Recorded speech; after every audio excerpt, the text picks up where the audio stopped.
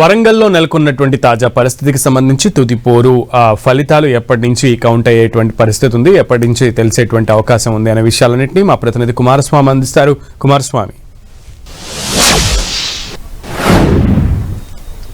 Yes Sunil, ఉమ్మడి వరంగల్ జిల్లాలో ఉన్నటువంటి 6 జిల్లాల పరిధి లోపల గ్రామ పంచాయతీ 3వ దశకు సంబంధించినటువంటి పోలింగ్ ప్రక్రియ పూర్తయింది. సరిగ్గా 7 గంటలకు ప్రారంభమైనటువంటి పోలింగ్ ప్రక్రియ 1 గంటకి మొత్తం కూడా అధికారులు పోలింగ్ ప్రక్రియను ముగించారు. మొత్తం అంటే ఎక్కడైతే 564 సర్పంచ్ స్థానాల్లో 34 సర్పంచ్ స్థానాలు ఏకగ్రీవం అయితే 530 సర్పంచ్ స్థానాలకి ఈరోజు పోలింగ్ జరిగింది. అందులో 1751 మంది అభ్యర్థులు తమకు సంబంధించిన సర్పంచ్ స్థానాలకి పోటీ చేశారు. అయితే 4101 వార్డు స్థానాలకు 9572 మంది బరిలో నిలిచారు. వాళ్ళందరూ కూడా తమకు సంబంధించినటువంటి మద్దతుదారులతోటి పెద్ద ఎత్తున ఓటర్లను పోలింగ్ కేంద్రానికి తరలించి ఓటు హక్కు వినియోగించుకునేలా చేశారు. ఉమ్మడి వరంగల్ జిల్లాలో ఉన్నటువంటి 6 జిల్లాల్లో కూడా మొత్తం అంటే పోలింగ్ పర్సెంటేజ్ అటువంటిది అత్యధికంగా నమోదైంది. ప్రస్తుతం అందుతున్నటువంటి సమాచారం మేరకు వరంగల్ జిల్లాలో 68% నమోదైతే హనుమకొండ జిల్లాలో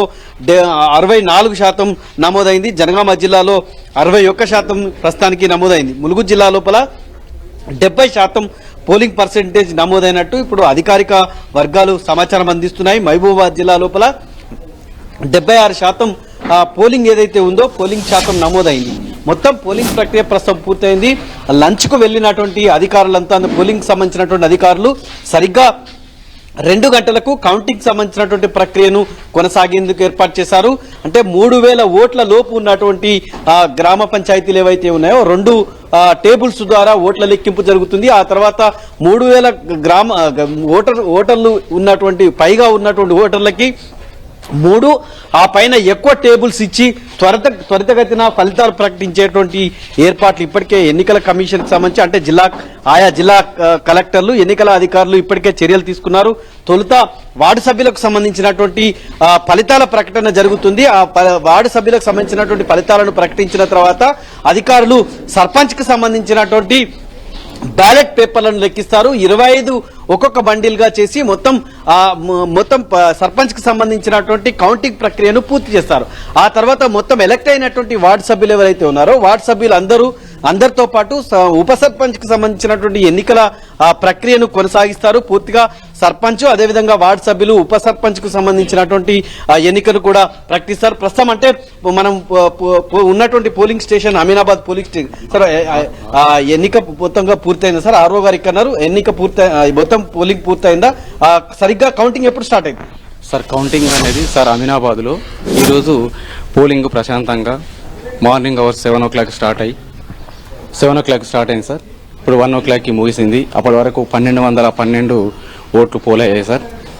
టోటల్గా 1329. ఇప్పుడు 2 గంటలకి కౌంటింగ్ స్టార్ట్ చేస్తామని ఏజెంట్ మిత్రులందరికీ చెప్పడం జరిగింది. కంటిన్యూగా 2 గంటలు స్టార్ట్ చేస్తాం సార్ తప్పకుండా. సరిగ్గా అంటే ఎక్కడైతే ఒక గ్రామాలు చాలా ప్రశాంతమైనటువంటి వాతావరణంలో ఎన్నికలు జరిగేందుకు కొన్ని సమస్యాత్మక గ్రామాలు ప్రధానంగా వరంగల్ జిల్లాలో చెన్నారావుపేటతో సహా కొన్ని గ్రామాల లోపల అతి సమస్యాత్మకమైనటువంటి ప్రాంతాలుగా ఉన్నాయి. వీటి లోపల మొత్తం ఏసీపీ సదయ నేతృత్వం లోపల పెద్ద ఎత్తున పోలీసు బలగాలు మోహరించి ఎక్కడ ఎలాంటి అవాంఛనీయ సంఘటనలు జరగకుండా ఇప్పటివరకు పోలింగ్ ప్రక్రియకు బందోబస్తు నిర్వహించారు. ఆ తర్వాత కౌంటింగ్ కూడా అదే స్థాయి లోపల దాదాపు 11 గంటల వరకు మొత్తం ఉమ్మడి వరంగల్ జిల్లాలో ఫలితాలన్నీ ప్రకటించేటువంటి అవకాశం ఉంది. తొలి ఫలితం మాత్రం 6 గంటలకి వచ్చేటువంటి అవకాశం సర్పంచ్ స్థానానికి సంబంధించిన అవకాశం ఉంది. మొత్తం మీద 3వ దశ పోలింగ్ కూడా చాలా ప్రశాంతంగా ఉమ్మడి వరంగల్ జిల్లాలో ముగిసింది. Okay, done. Thank you.